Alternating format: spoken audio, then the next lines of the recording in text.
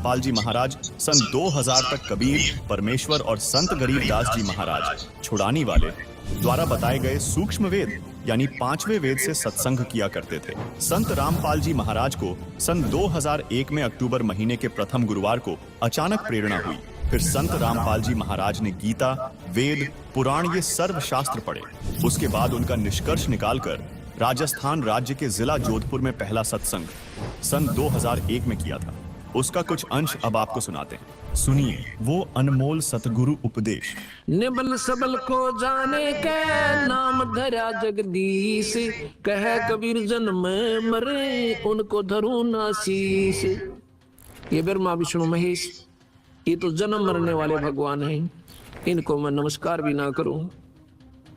ठीक है, इनकी जितनी शक्ति है इनका लाभ अवश्य लेंगे, पर ये हमारे पूज्य नहीं हो सकते और दुश्मन भी नहीं हो सकते, क्योंकि हम तो कीड़ी को भी दुख नहीं दे सकते, हम किसी की निंदा नहीं कर सकते।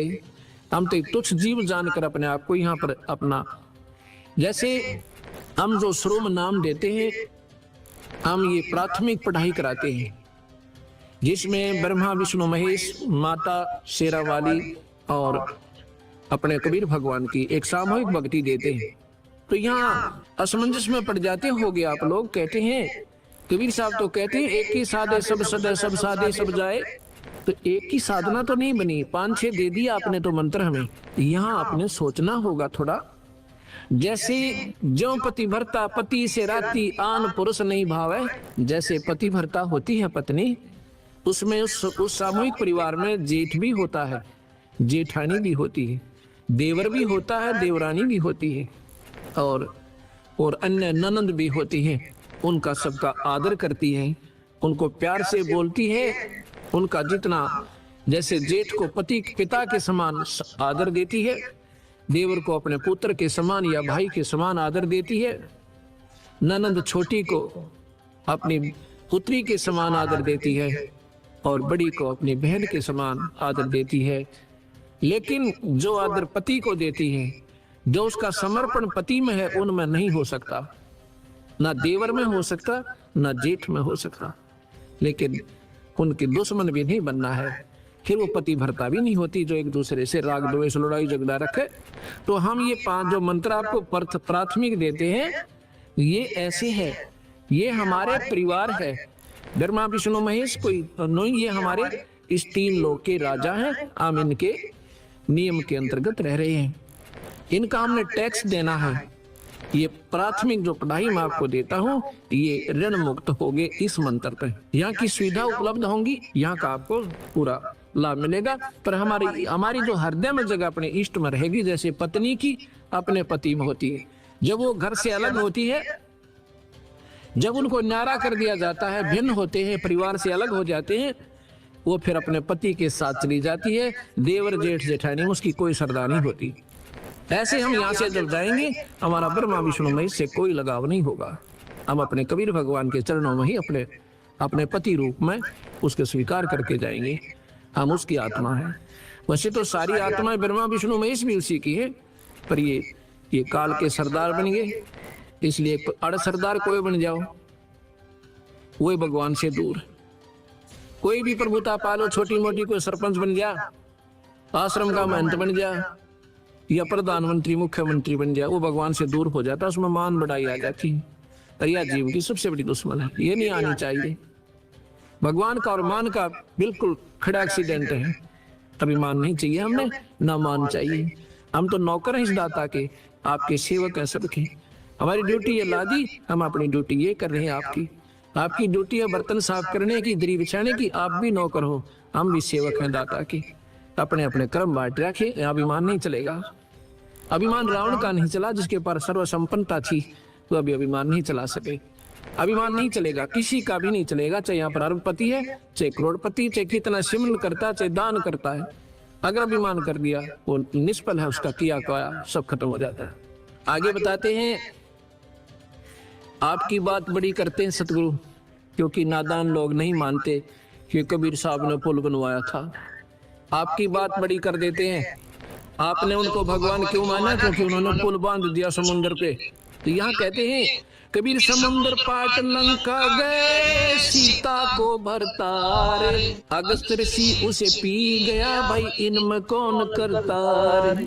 आप इसी बात से भगवान की संज्ञा में लिया रामचंद्र जियों को कि उन्होंने पुल बांध दिया पर पानी पे, और अगस्त ऋषि इन सातों समुद्रों को एक ही घूंट में पी गए थे, फिर इनमें भगवान कौन हुआ।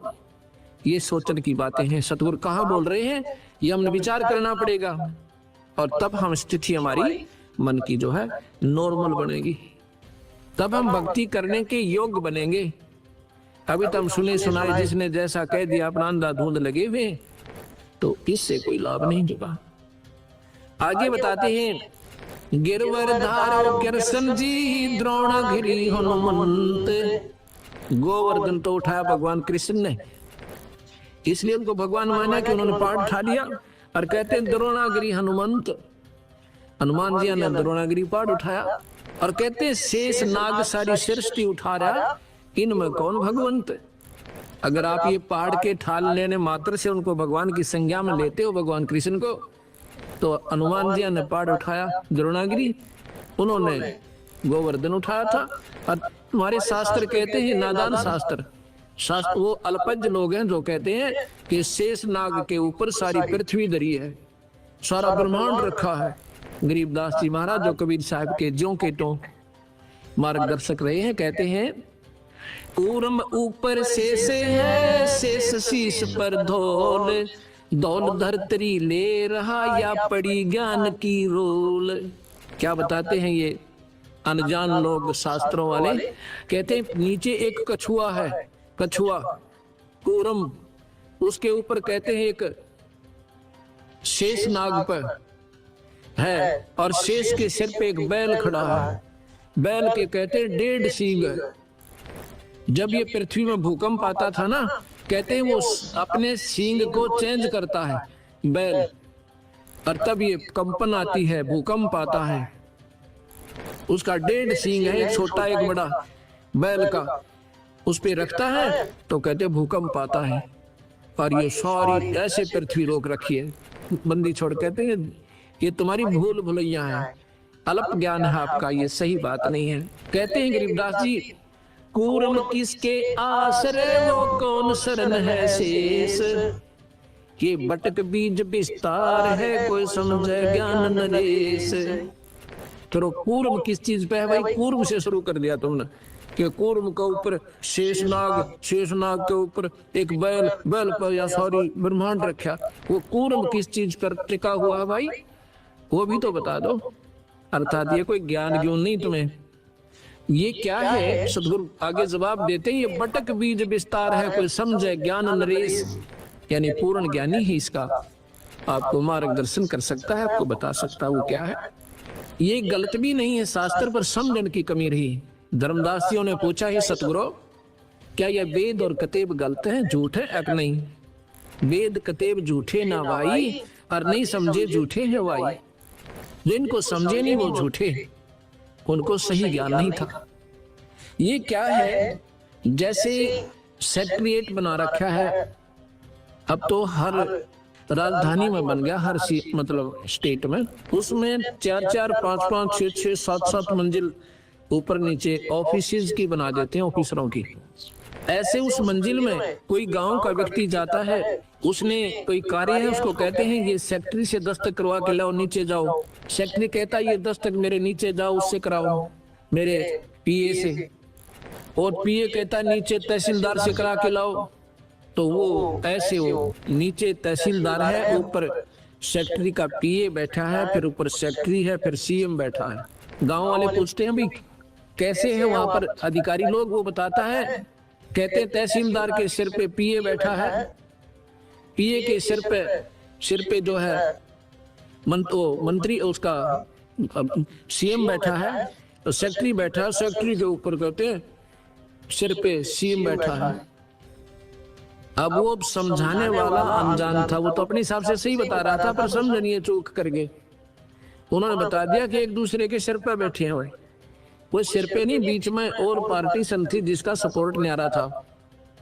ऐसे ही ये लोग जैसे बीच में, या गुरुत्वाकर्षण कहो इसको, प्रानंदनी शक्ति कहा सतगुरु ने।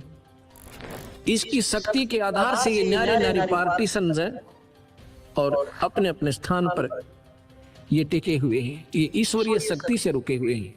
यहाँ कहते हैं इनको कोई जानकारी समझे, बटक बीज विस्तार है कोई समझो ज्ञान नरेश। एक वट वृक्ष होता है, वहां जड़ से चलती है, लंबा टाला पहुंच जाता है, मन 100 फुट लंबा, 50 फुट लंबा, वो वहां टहनिया भी नीचे को आ जाती है। वो कहिए कहाँ पे रुका हुआ है? ये रोकने वाली एक मूल और है पेड़ जो जिसको सबको रोके हुए है। ऐसे ये शक्ति सतगुरु की ये सारे ब्रह्मांडों को रोके हुए है। ये कबीर भगवान की शक्ति है जो सबको रोके हुए। आगे बताते हैं, बंधन काटे विपत में कठिन कियो संग्राम, चिन्हो रे नर प्राणिया ये गरुड़ बड़ो अकराम। अब आगे सुनो आपके भगवान की। कहते हैं एक बार एक ने साधना कर रखी थी नाग देवता की। उसने कहते हैं नाग फांस एक उसको शस्त्र दे दिया था। उसने वो नाग फांस शस्त्र छोड़ दिया जिससे भगवान राम को भी ऐसे बांध दिया जैसे रस्से से बांध देते, नीचे ना हाथ, और उन सर्पों ने जाकर के उनको ऐसे जकड़ दिया, सारी सेना को बांध दिया और भगवान एक जड़ की तरह खड़े हुए हैं रामचंद्र जी। तो फिर कहते हैं गरुड़ जी से पुकार करी, भगवान नाम न छुटवाइए, हमारी रक्षा करो गुरुदेव। जब गरुड़ ने जाकर वो नाग जो है ना खाए, वो बंधन काटे, जब राम मुक्त हुए, अब बंदी छोड़। कहते हैं चीनो रे नर प्राणिया, यो गरुड़ बड़ा राम, ये भगवान राम बड़ा हुआ कि ये गरुड़ जी बड़े हो गए। उससे ये भगवान है पर ये पूर्ण नहीं है, ये 3 लोक के ईश्वर है। और ये जो कथाएं हैं भाई, ये काल के अधीन है। ये काल भगवान है यहाँ का, सारी सृष्टि का 21 ब्रह्मांड का उसके पास रिमोट कंट्रोल है और वही सबको नचा रहा है, वही कर्म करवाता है, वही जीव को फिर इसमें कर्मों में ही बांध कर और नचाता है। अब आप देखिएगा, एक समय की बात है, भगवान रामचंद्र जियों की पत्नी को रावण ने उठा लिया था और भगवान को मालूम नहीं कि उसकी पत्नी ने कौन उठा ले गया। ये मत समझना भक्तजनों कि मैं भगवान राम का या कृष्ण का एक द्रोही हूं या उनकी निंदा करता हूं। ये सच्चाई के आधार पर आपको तुलनात्मक बताना पड़ रहा है, इसलिए मैंने जिक्र करना पड़ रहा है, क्योंकि ये श्रेष्ठ ज्ञान भी हमारे समाज में नहीं आया। 3 लोग का भी अगर सही मार्गदर्शन हो जाए तो कबीर साहब की भक्ति 2 मिनट में सारे संसार का समझ में आ जाए। इसलिए हमने ये 0 से शुरू करनी पड़ रही है। इसलिए थोड़ा सा नए व्यक्तियों को ऐसा लगेगा कि महाराज जी शायद भगवानों के निंदक हैं। बिल्कुल नहीं, ज्यों की तो जो कह दी जा वह निंदा नहीं होती, उनके बारे में झूठ कपट मिलाना वो निंदा कहलाती है। भगवान राम को मालूम नहीं है कि सीता को कौन उठा ले गया, तो हम ये मन में प्रश्न आता था, किसी से पूछते थे जब हम कबीर पंथी नहीं थे। मैं तो इस सन 1988 में ये नाम लिया और सन 1993 के लास्ट में, यानी लगभग 9वें महीने में, सितंबर में, गुरुदेव ने ऐसे तुरंत बुलाकर, 110-12 साल की आयु थी मेरे गुरुदेव की उस समय, और मैं तो अपना नौकरी करता था, बुलाकर के मुझे कहा कि आज के बाद तू नाम देगा। मेरे सिर पे हाथ धर दिया, मेरा पसीना आ गया सारे शरीर में कि मैं 2 कौड़ी का जीव और इतने पवित्र परमात्मा की मैं कैसे महिमा गा पाऊंगा। तो मैं उनकी आंखों से तरफ देख रहा हूं, वो भी जान गए कि ऐसा है, ऐसा महसूस कर रहे हैं। कहता मैं तेरे साथ रहूंगा, घबराइए मत ना, और सतगुरु की शक्ति आपके सिर पर रहेगी। जब मुझे थोड़ा सा हौसला हुआ, उसके बाद ये मैंने सन 1994 से प्रचार शुरू किया। उसके 94, 95, 96, 97, 98, 99, 2000, अब 2001 हो गया। अब ये 7-7.5 वर्ष में 1.5 लाख नई कबीरपंथी संगत हरियाणा जैसे राज्य में, 1.5 लाख 7 वर्ष में। क्योंकि आज कोई नादान नहीं है दुनिया, सब समझते हैं 2 रोटी खाते हैं और शास्त्र सबके पास उपलब्ध। इनको पढ़ के देखो, ये मत समझना कि मैं शास्त्रों का बोझ मरता हूँ, इनको उठाए फिरता हूँ, नहीं। ये तो आपके लिए कोई आकर खस्से और कहे जी आप झूठ बोल रहे हैं, ये शास्त्र उठा के दूंगा, ये पढ़ ले वीरा, मेरे से पीछे बात करना, ये आपके शास्त्र हैं। एक अंधा था, वो लालटेन लिए फिर अंधेरे में, लालटेन ले रखी उसने हाथ में। बच्चे आ जाते हैं कि बाबा, वो कहता भाई देखना देखना मुझे दिखाई नहीं दे रहा है। वो बच्चे कहते हैं बाबा तू लालटेन किस लिए ले रहा जब तूने दिखता ही नहीं। कहता है आप आंखों वालों के लिए, कहीं मेरे में टक्कर ना मार दो तुम। ये लालटेन इसलिए ले रखा है तुम आंखों वालों के लिए, कहीं मेरे में टक्कर ना आ मारो।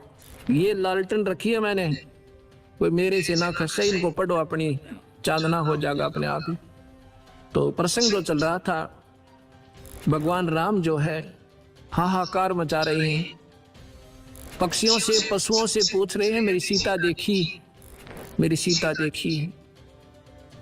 तो हम क्या करते थे, किसी से पूछते थे कि भगवान होकर के ये क्यों रो रहे थे, और क्या उनको मालूम नहीं था कि सीता कहाँ गई। फिर भगवान कैसे, मन में क्या नहीं करते कैसे थे, क्योंकि हम डरते थे कहीं पाप ना लग जाए।